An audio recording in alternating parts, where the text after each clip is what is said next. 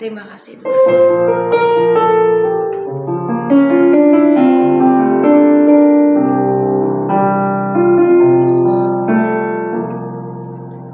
Kami bersyukur atas rancangan-Mu yang terbaik dan terindah bagi kami.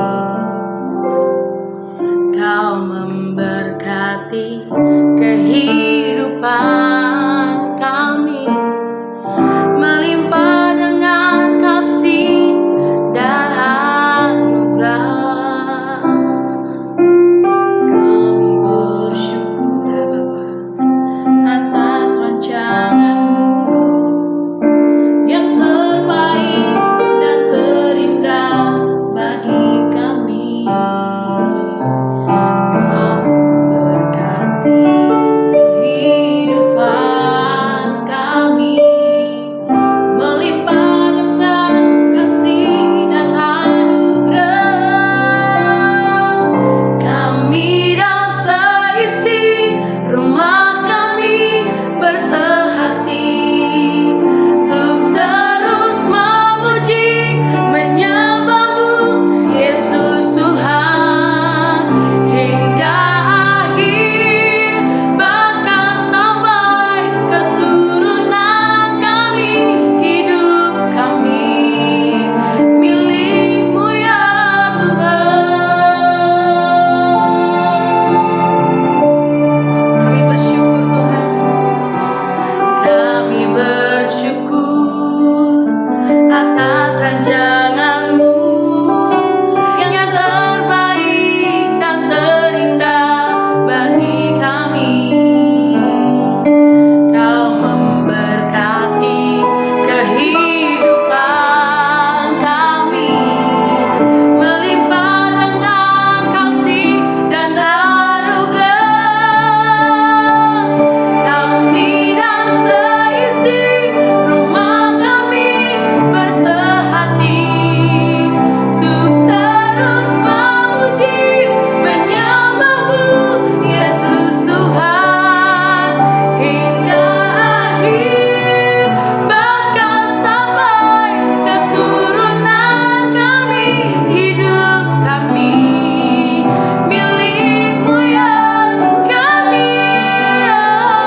Kami dan seisi rumah kami bersehati untuk terus memuji menyembah-Mu Yesus Tuhan hingga akhir, bahkan sampai keturunan kami. Hidup kami milik-Mu ya Tuhan hingga akhir, bahkan sampai keturunan kami. Hidup kami milik-Mu ya Tuhan hingga akhir, bahkan sampai keturunan kami. Hidup kami milik-Mu ya Tuhan. Kami rendahkan hati kami ya Tuhan. Kami dan seisi rumah kami yang mau melayani-Mu, terus mengasihi-Mu ya Bapa. Bapa, saat ini kami mendengar suara-Mu, kami mau diajar oleh Tuhan. Dengan kami hikmat, dengan kami pengertian ya Bapa. Dalam nama Tuhan Yesus kami berdoa dan mengucap syukur. Haleluya. Amin. Shalom Bapak Ibu dan Saudara-saudari, kita berjumpa kembali dalam Perenungan Intim dengan Allah, yang pada hari ini akan membahas mengenai harmonisasi pelayanan dan keluarga membutuhkan komunikasi yang baik.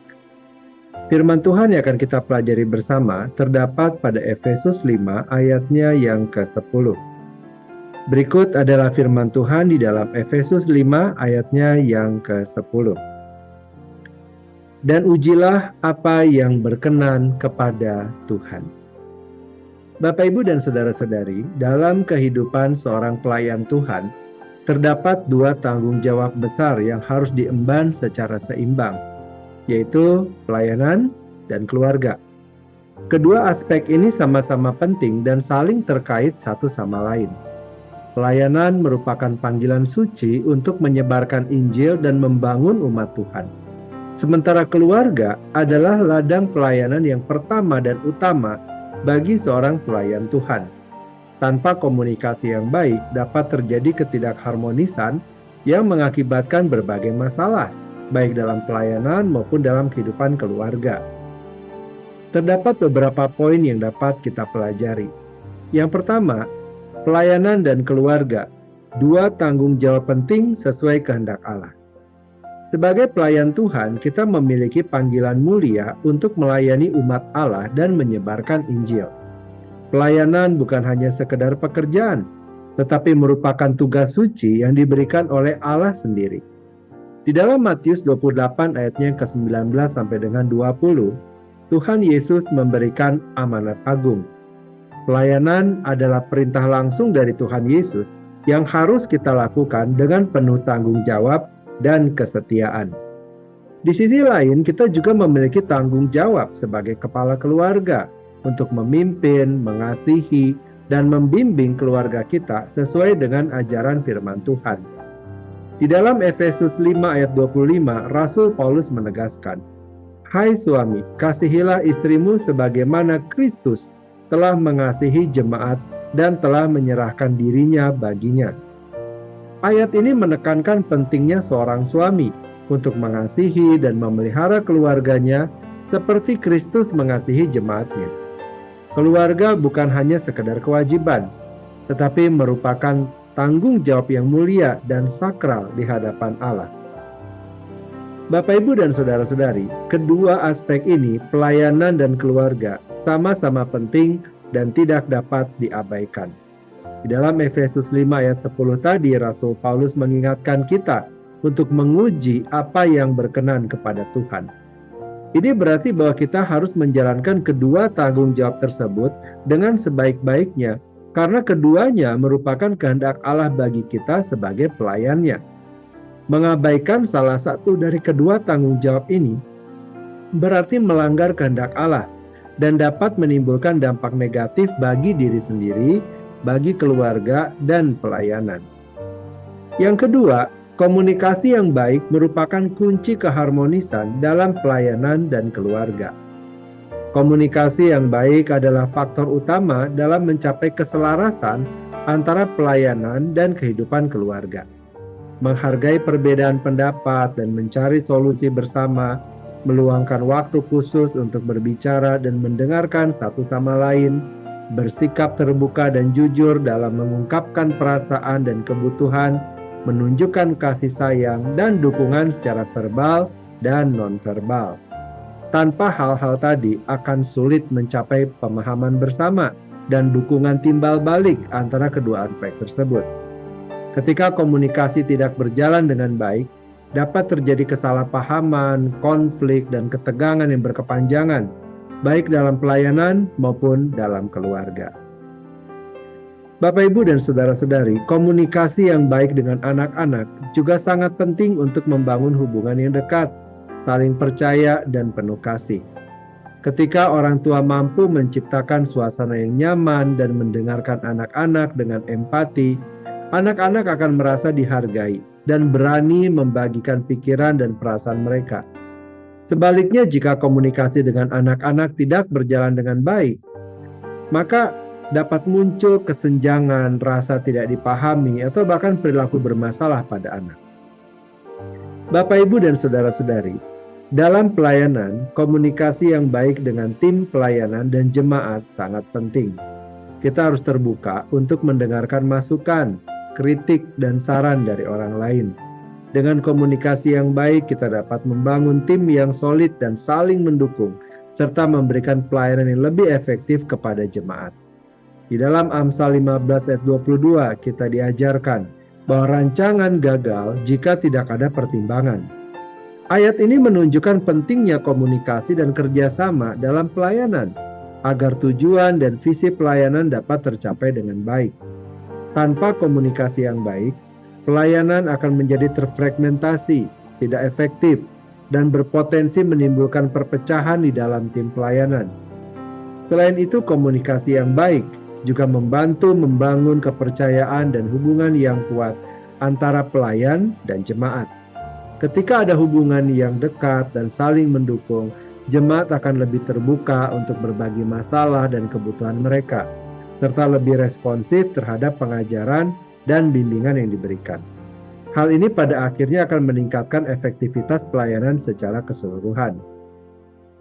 Bapak, Ibu, dan saudara-saudari, harmonisasi antara pelayan dan keluarga merupakan keharusan bagi seorang pelayan Tuhan yang sejati. Kedua aspek ini sama-sama penting dan merupakan kehendak Allah di dalam kehidupan kita. Melalui komunikasi yang terbuka, jujur, dan penuh kasih, kita dapat memahami kebutuhan masing-masing pihak, saling mendukung, dan mencapai keseimbangan yang sesuai dengan rencana dan kehendak Allah. Firman Tuhan menegaskan pentingnya menjalin komunikasi yang baik dalam pelayanan dan kehidupan keluarga, agar kita dapat melayani dengan maksimal dan membangun keluarga yang kokoh serta harmonis. Dengan berpedoman pada ajaran firman, kita dapat menjadi berkat bagi banyak orang dan membawa kemuliaan bagi nama Tuhan di dalam seluruh aspek kehidupan kita sehari-hari. Kiranya Tuhan terus memberkati dan membimbing kita untuk mengembangkan komunikasi yang baik demi tercapainya harmonisasi yang sejati antara pelayanan dan keluarga seturut rencananya yang sempurna. Mari kita berdoa. Bapa yang baik, kami berterima kasih dan bersyukur untuk firman Tuhan dan renungan yang telah kami dengar pada hari ini, yang mengingatkan kami untuk kami selalu memadankan apa yang kami kerjakan di dalam pelayanan kami, baik di dalam pekerjaan, usaha, maupun rohani dan keluarga, dengan kehendak Allah.